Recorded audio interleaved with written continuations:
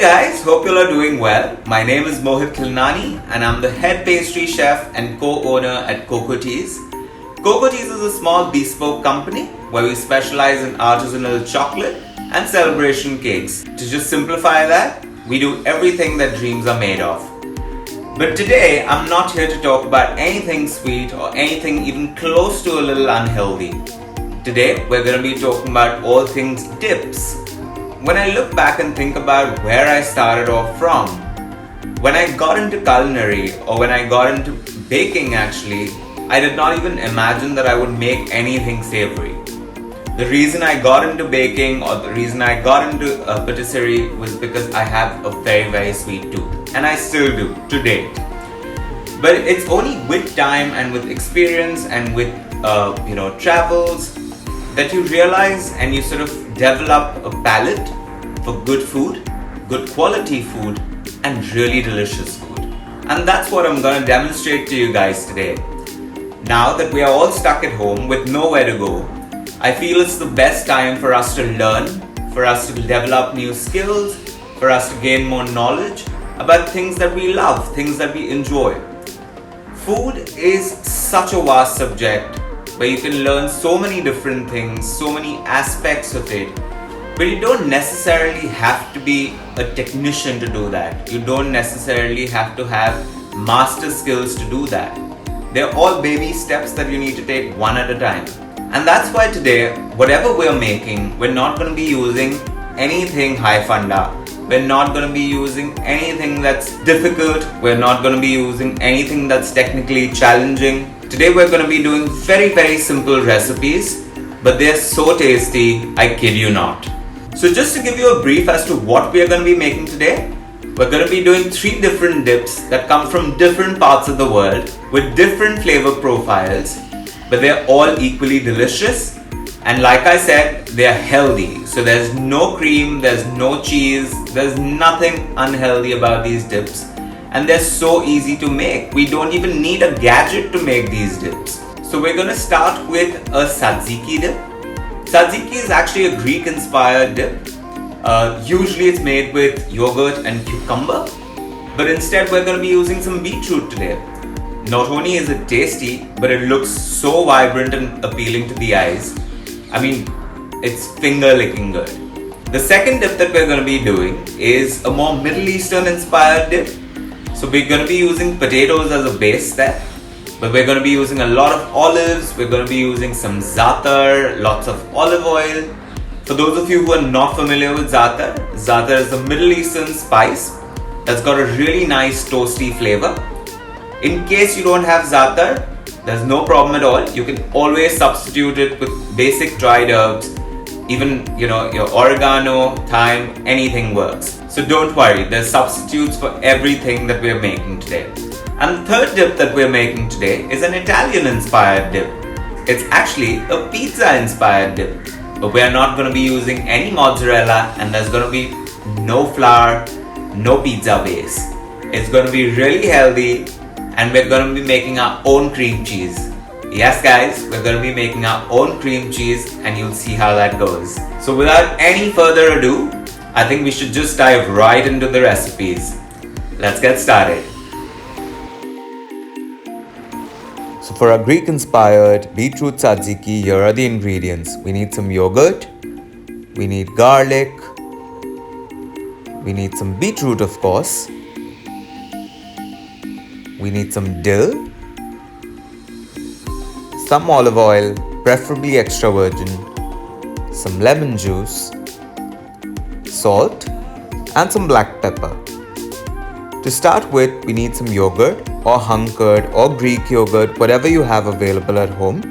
To this yogurt, we add our garlic. What I usually prefer doing is using minced garlic. So I basically take my garlic cloves and sort of grate them over a grater. It's the easiest way to sort of incorporate the garlic smell without it being too overpowering. To this, we add our extra virgin olive oil. The oil and yogurt work beautifully together because it sort of forms an emulsion along with the lemon juice that we are adding now. Give all of this a good mix. We need to blend it really well to make a nice smooth paste. And now to this yogurt, we go in and add our dill. Add lots of dill. The dill adds a lot of freshness to the dish. And of course, they're greens, so they're healthy. We now season our dip with some sea salt. You can use any salt that you may have at home. And some pepper. Again, you can adjust the pepper depending on how much you want to put. Now we go in with our beetroot. The reason we didn't add our beetroot earlier was because we didn't want the beetroot to sort of bleed into the mixture and make it really mushy. The beetroot makes it really nice and vibrant. The color really pops and it will stand out if you're placing your dip along with other dips on a platter. So it's not only inviting but also really delicious. Give this dip a taste and your beetroot tzatziki is ready to serve.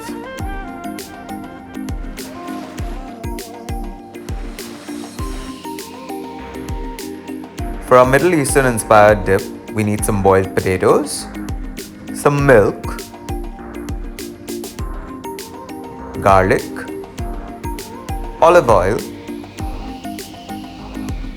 some almond oil or any nut oil that you may have, some almond powder or almond meal, some balsamic vinegar, some za'atar, olives, and finally some salt. So in a large mixing bowl, we first take our boiled potatoes. The boiled potatoes need to be mashed really well along with some milk. Now we add a little bit of milk initially along with some oil. Here we're using extra virgin olive oil. You must always try and use good quality olive oil because that really enhances the flavor of your dips. Now go in with your garlic and using a small masher that you may have at home, we mash the potatoes along with the oil and milk to form a smooth potato mash. This is an elevated version of a potato mash. We're now adding a little more milk to just form a smooth paste. Even if there are lumps left by the end of it, don't worry because it's still going to be equally tasty. Just keep adding a little milk at a time to emulsify the whole potato mixture and form a smoothish paste.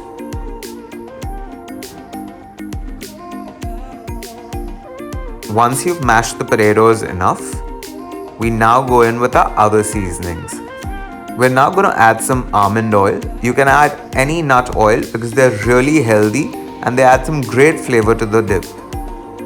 Add some almond meal and give it a mix. If you don't have almond meal available, you can just use any nut powder. We now go ahead and season our dip with some salt. Now I tend to use a lot of sea salt because I think it's pure and it adds a lot of nice saltiness to your dip. And we then go in with our za'atar. Za'atar is a Middle Eastern spice. It's actually a mix of a lot of other spices along with sesame seeds. So if you don't have access to za'atar, you can replace it with any dried herbs like oregano, thyme. And we now add some balsamic vinegar. Again, if you don't have balsamic vinegar, please go ahead and use lemon juice or regular vinegar. And we add our black olives. Feel free to replace the black olives also with green olives if you have that at home. Give this all a good mix. And a final tasting, of course. Guys, when you're cooking anything, it's really important to taste what you're making. Our dip is now ready to serve. Just create a ridge on top of the dip and add some nice extra virgin olive oil and voila! So we start off our Italian inspired dip with these ingredients. We first need our base ingredient, which is paneer. We need some hung curd or Greek yogurt, whatever is available, some capsicum or any bell peppers, some boiled corn, lots of garlic, because who doesn't like garlic, some tomato ketchup, some dried herbs, oregano, chili flakes, some salt, some basil leaves for garnish, and some jalapenos, but this is optional. So we start off with our paneer. Chuck all your paneer into a bowl.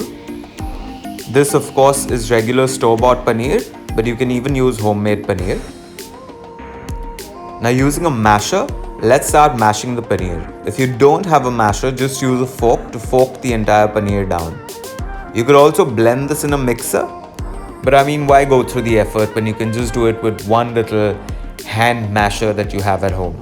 So just mash this really well before you go in and add your hung curd or yogurt. This may seem like a bit of a workout, but it's totally worth it. Now once your paneer is crumbled really well and it's become like a fine paste, that's the time when we add our yogurt. Now here I am using Greek yogurt, but you can use either hung curd or even the dahi that we have at home, that's homemade. That works just fine. Now mash both these ingredients together to form a smooth paste. This is how we are forming our cream cheese. It's our cheats way of making cream cheese, but you won't even realize the difference between market-bought, store-bought cream cheese and the cream cheese that we're now making at home. The only key to this process is that your cheese needs to be really finely mashed. You keep mashing for almost 10 to 15 minutes until it forms a nice smooth paste.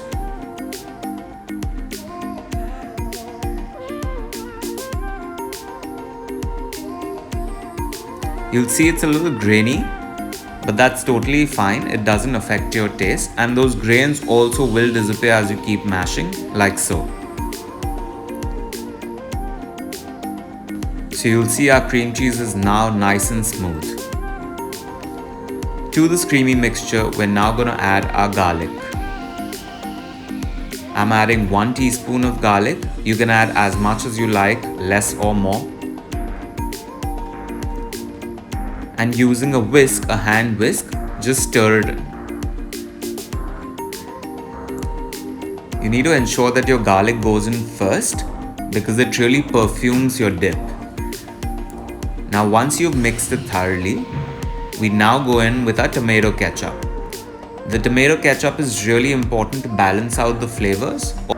Also, it adds a really tomato-y flavor, which is important for any Italian dip.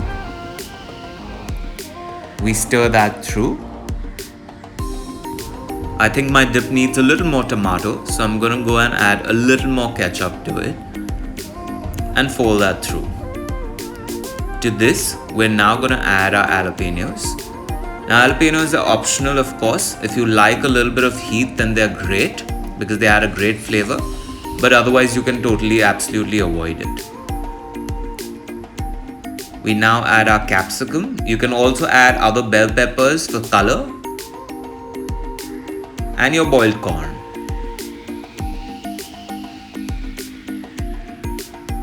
I mean, the variations to this dip are endless. You can add meat, you can add chicken, you can add eggs, whatever you like. Here we're doing a vegetarian version. We're now adding our dried herbs. So there's oregano and there's some chili flakes. And some salt. Salt is as per taste, of course. Here I'm using some sea salt. You can use any iodized salt as well.